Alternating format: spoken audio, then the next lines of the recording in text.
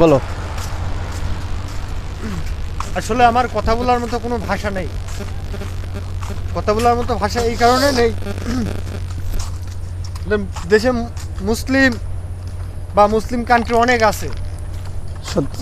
হ্যাঁ, অনেক অনেক দেশ, অনেক মুসলিম কান্ট্রি কিংবা অনেক দেশে খ্রিস্টান ধর্মীয়রা এই ফিলিস্তিনদের সাপোর্ট করছে। কিন্তু আমি দেখতে পাচ্ছি সৌদি আরব, দুবাই, কাতার বা আরও অনেক মুসলিম কান্ট্রি আছে, তারা করছে কি, তারা বিভিন্ন ধরনের খাদ্য সামগ্রী নিয়ে সামনে বসে আছে। খেজুর, কুরমা, খাপসা, কত কিছু নিয়ে খাওয়া দাওয়া করছে। আর আজকে ফিলিস্তিনের যেসব বাচ্চা, ভাই কি বলবো, একদমই নাপাল লোক, কথা বলতে পারে না, চলাফেরা করতে পারে না, তারা আর আহাজারি করছে, খেতে পাচ্ছে না। আর ওই বাইনচোদ ছাড়ারা স্ত্রী, বিবি, সন্তানকে সাথে করে খাচ্ছে। করছে কেন? কি? ওরা কি বাল ছেড়েছে? আমার কথা খারাপ লাগছে, আমার কথা হয়তো আপনাকে শুনতে খারাপ লাগতে পারে। ওরা কি এটাই বাস্তব। ওরা কি বাল ছেড়ে নাকি? ওরা ইচ্ছা করলে যে ফিলিস্তিনের পাশে দাঁড়াতে পারে না? পারে কি না? অবশ্যই পারে, পারে না কিন্তু মানে? ওরা ওইটা না করে আমেরিকার ভয় ভাই, ট্রাম্পের ভয় ভাই। আরে বাইনচোদ, ট্রাম্প কি?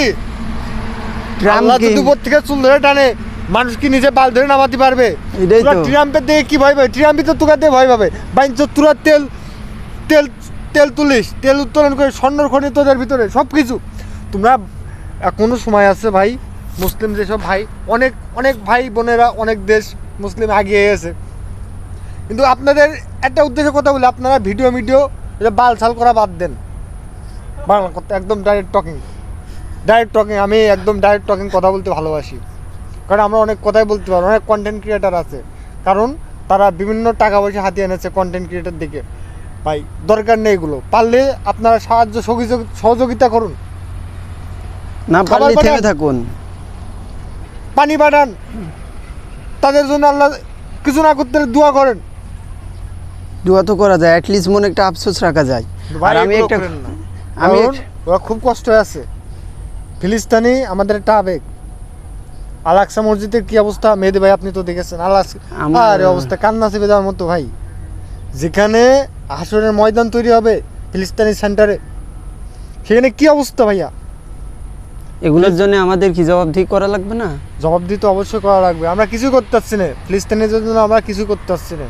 আমাদের হাই উতেশ করা ছাড়া কোনো কিছু নেই, দোয়া করা ছাড়া কোনো কিছুই নেই। তো ভাই যারা আছেন তারা দোয়া করেন, যতটুকু পারেন তাদেরকে খাওয়ান, হেল্প করেন। এবং ইসরায়েলি যেগুলো পণ্য, অনেক অনেক পণ্য আছে, শহ পণ্য আছে, সেগুলো থেকে অন্তত দূরে থাকুন। এতটুকু আমরা করতে পারি, এতটুকু আমাদের করতে মতো পারি, তাছাড়া সাধারণ আমাদের কিছু জনগণের করার নাই। বেশি করতে পারি না, ঠিক আছে। এতটুকু করতে তবে পারি। মধ্যপ্রাচ্যের যে সমস্ত কান্ট্রি দেখতে পাচ্ছি আমি, যে দুবাই, সৌদি আরব, কাতার, বাহরাইন, জর্ডান, ঠিক আছে, এরা আমেরিকার ভয় পাচ্ছে। আরে বাইনচোদ, তোরা আমেরিকার দিকে ভয় পাবি কে? তোদের ওখানে বিলিয়ন বিলিয়ন গ্যালন গ্যালন তোরা তেল উত্তোলন করিস, তোদের থেকে ভয় পাবে। তারপর আমি একটা কথা বলি, পুরো দুনিয়ার শক্তি তাদের মধ্যে থাকুক, সর্বোচ্চ শক্তিমান আমার রব, তাই না?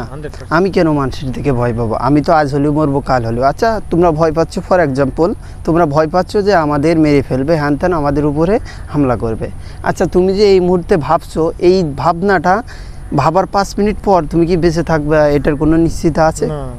নিশ্চিত আছে? তাহলে কেন এমনটা ভাবছো? যাই হোক, কেন? দোয়া করেন মন খুলে ফিলিস্তিনিদের, মুসলমানের জয় হবে একদিন ইনশাআল্লাহ। আল্লাহ তো পরীক্ষা নিচ্ছে, এটা পরীক্ষা ছাড়া তো সিম্পল, কোনো কিছু না। পরীক্ষা, এক্সাম, পরীক্ষা নিচ্ছে, অবশ্যই মুসলিমরা একদিন জয়লাভ করবে। এই ফিলিস্তিনি দেখবেন আবার সে নতুন রূপে আবার সেজে উঠবে, আলোকিত, ঝলমলে আলোকিত, আবার সবুজা শস্য শ্যামল, আবার আল আকসা মসজিদ আবার নতুন রূপে তৈরি হবে। সব কিছু তো আল্লাহ মালিক। তো এখন পরীক্ষা নিচ্ছে যে আমার মুসলিম, আমার সৈন্যরা কতটুকু আমার জন্য ভালোবাসে, কতটুকু আমার ধ্যানে মগ্ন থাকে। সো কোনো ভেঙে পড়ার কোনো কিছু নাই। সবাই সবাই সবাইকে দোয়া করবেন, ফিলিস্তিনি ভাই বোনেরা এবং শিশু, গর্ভবতী। আমি বিশেষ করে একটা মেহেদী ভাই, এটা গর্ভবতী মহিলা আমি দেখছি রাস্তায় পড়ে আহাজারি করছে, পাশে একটা শিশু তার আছে, যন্ত্রণায়। কিন্তু তিনি আজকে কোনো মেডিকেল ক্লেপ নাই, পাশে একটা লোক নেই, কোনো দাঁড়ানোর পাশে মতো লোক নাই যে তাকে হেল্প করবে। হ্যাঁ। কি একটা যন্ত্রণা। এইখানে এমনও তো হতে পারতো, আপনি বাংলাদেশে জন্ম নিয়েছেন, এমন তো হতে পারে আপনার জন্ম সেইখানে হয়তো রক্ত দিতেই পারতো, তাই না? এইখানে এই অবস্থানে আপনার মা কিংবা আপনার বোন থাকতে পারতো। এখন আমি সবার উদ্দেশ্যে একটা কথাই বলি, আমরা সাধারণ জনগণ, আমরা তো আর ওইখানে পায়ে হেঁটে যে কিছু করতে পারবো না, কিংবা আমাদের ওরকম সামর্থ্য নেই। তবে আমি এটা চাই বড় বড় যাদের আমরা উৎসাহ দিই যে তারা যেন এগিয়ে আসে, আর তারা এগিয়ে আসলে আমরা তাদের সাথে এগিয়ে যাব, এতটুকুই।